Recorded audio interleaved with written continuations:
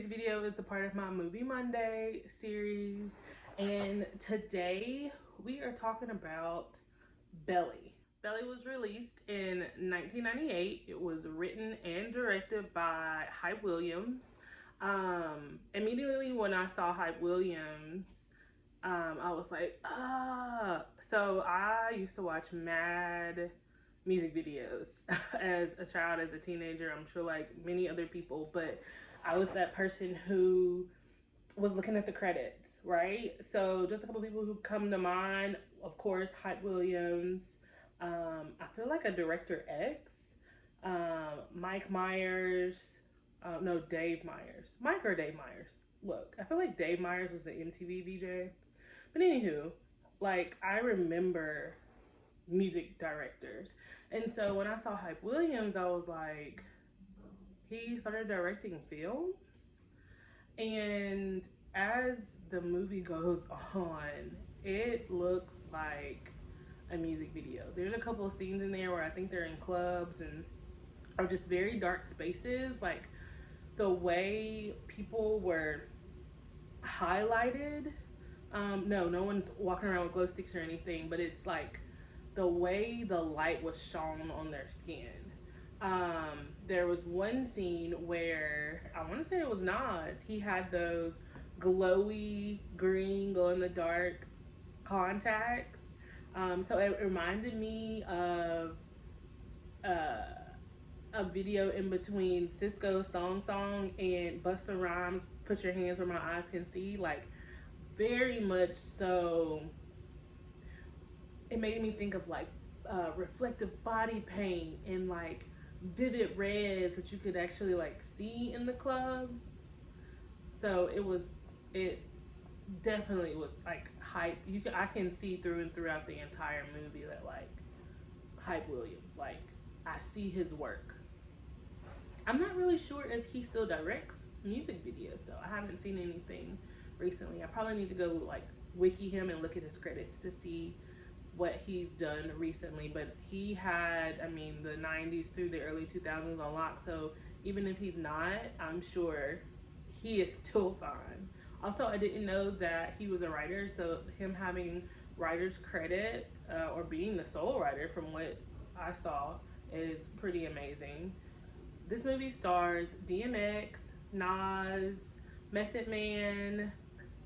I think that was all the real heavy hitters. Oh no, it's not. T-Boz. Tion Watkins was in there. One person who has a very small part, not even a speaking part. I saw Sean Paul. There's like a performance part, and I saw Sean Paul, and this was like released in '98, and like Sean Paul had like a chokehold on my life in the 2005-2006 range. So it was like a pleasant surprise to see him there. Like, comment below if you even saw Sean Paul in this movie.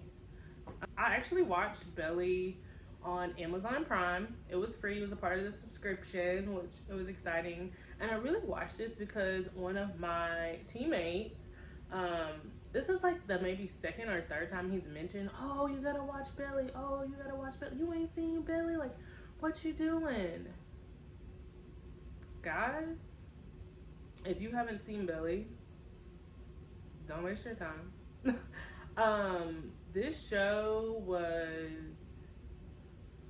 I don't know, like it ended and I was still looking for more. Like it ends in a very strange space.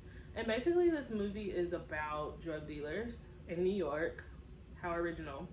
And Nas's character, whose name is Sincere, Sincere is narrating the whole movie, this hour and 35 and some change movie.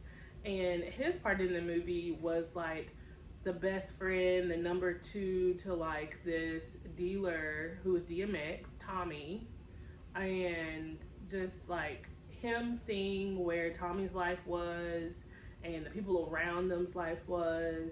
And he is in a relationship with T-Boz and they have a child, and he's just saying that like this is not for him.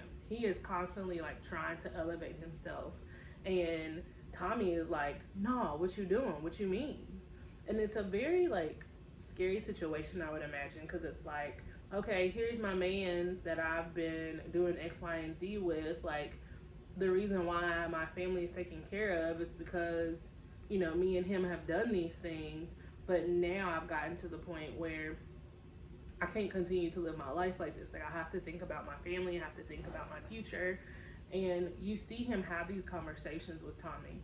You also see the people around him look at him like, dude, you've lost your mind. There was one bit of dialogue in the movie that it was like him talking to Tommy, and Tommy's like, all there is in life is money. All people want to do is get money. So you telling me you above money?